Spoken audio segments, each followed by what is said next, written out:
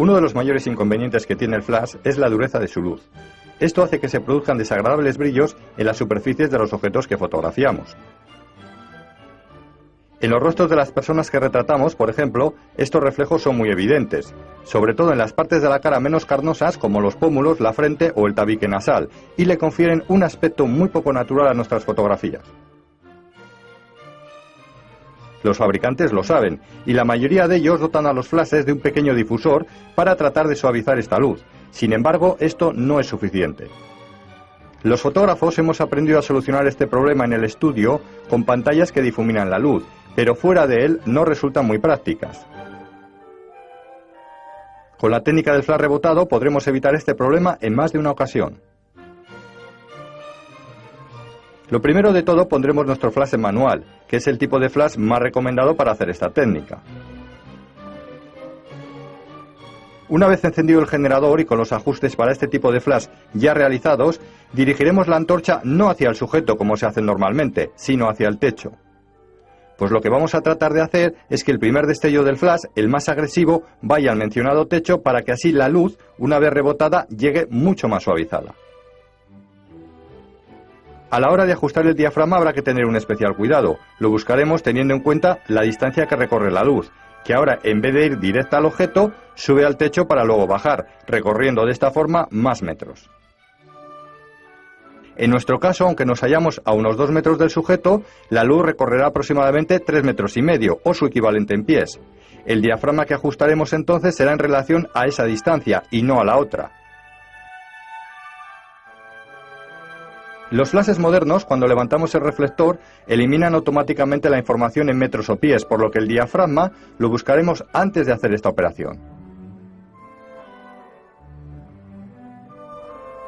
Para hacer flash rebotado, lo mejor es emplear un fotómetro de mano que mida la luz de flash, es decir, un flashímetro. Con él obtendremos los valores exactos de exposición sin necesidad de aventurarnos en cálculos. Si no disponemos de uno, no hay que desanimarse. Con un poco de práctica se consiguen también muy buenos resultados. Además, si tenemos cámara digital, una vez realizada la fotografía, podremos comprobar qué tal nos ha quedado y, si no es de nuestro agrado, variar el diafragma en una nueva toma. La técnica del flash rebotado es ideal si te gustan las luces suaves a la hora de iluminar los motivos. Si la realizamos en interiores es preferible que el techo sea blanco y a la vez uniforme, lo mismo que la pared, si decidimos rebotar sobre esta.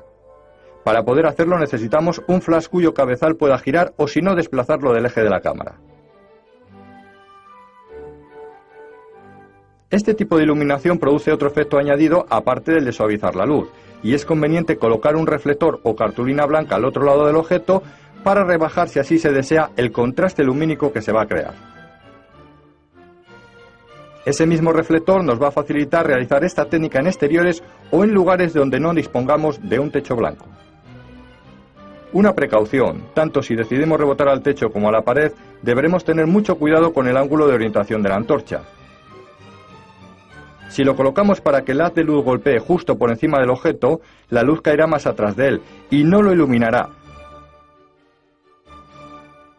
Deberemos tener en cuenta el ángulo de toma de la luz al rebotar y orientar la antorcha teniendo en cuenta este factor. Haciendo que el haz de luz golpee antes de la posición del motivo, no tendremos problemas. Como os hemos dicho anteriormente, esta técnica también evitará esas molestas sombras que proyecta el flash. Observa estas dos fotografías. En la primera el flash va directo sin rebotar, las sombras del fondo son muy evidentes. En la segunda, en cambio, aplicamos la técnica del flash de rebote y las sombras han desaparecido.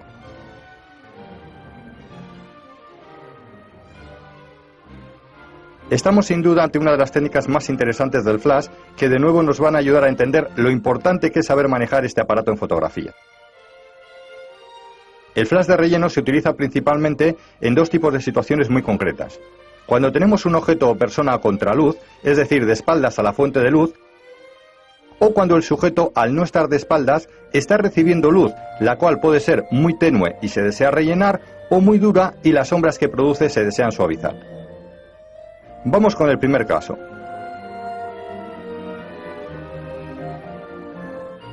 En este tipo de situaciones, el contraste que se crea entre el sujeto y el fondo resulta insalvable para la película o el CCD digital, que no pueden registrar correctamente ambos elementos a la vez. Si medimos al objeto, este quedará perfecto, pero perderemos el fondo. Si en cambio medimos al fondo y aplicamos la medición a toda la escena, quedará un bonito efecto de silueteado sobre el objeto. Esta es la técnica más utilizada cuando se fotografían objetos a contraluz sin flash.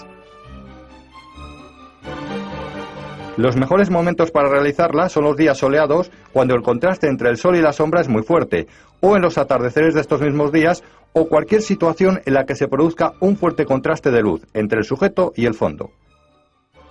Como veis, los resultados suelen ser espectaculares. Pero si lo que queremos es exponer bien tanto el primer plano como el fondo, no nos quedará más remedio que utilizar la técnica del flash de relleno. Si el día está soleado, es muy conveniente colocar a las personas en la sombra. Esto permite un respiro a la persona que se va a fotografiar mientras nosotros realizamos los ajustes necesarios. La forma más sencilla de hacer flash de relleno es utilizando un flash TTL. Pondremos la cámara en programa, encenderemos el generador y tras vigilar el intervalo de distancias donde debe estar la persona, solo nos queda encuadrar la escena, enfocar y disparar la foto. La cámara y el flash se encargarán de hacer todo por nosotros. Sin embargo, este sistema no siempre es el más recomendable, pues en condiciones de mucho contraste, sol del mediodía por ejemplo, suele dejar los fondos quemados, mientras que en días nublados estos pueden aparecer algo subexpuestos. En otras condiciones de luz más normales, los resultados en cambio son muy satisfactorios. No obstante, un filtro gris graduado nos ayudará a evitar sobreexponer los fondos con este tipo de flash. Sin embargo, si tenemos un poco de práctica, lo mejor es hacer esta técnica con flash manual o con flash manual con automatización.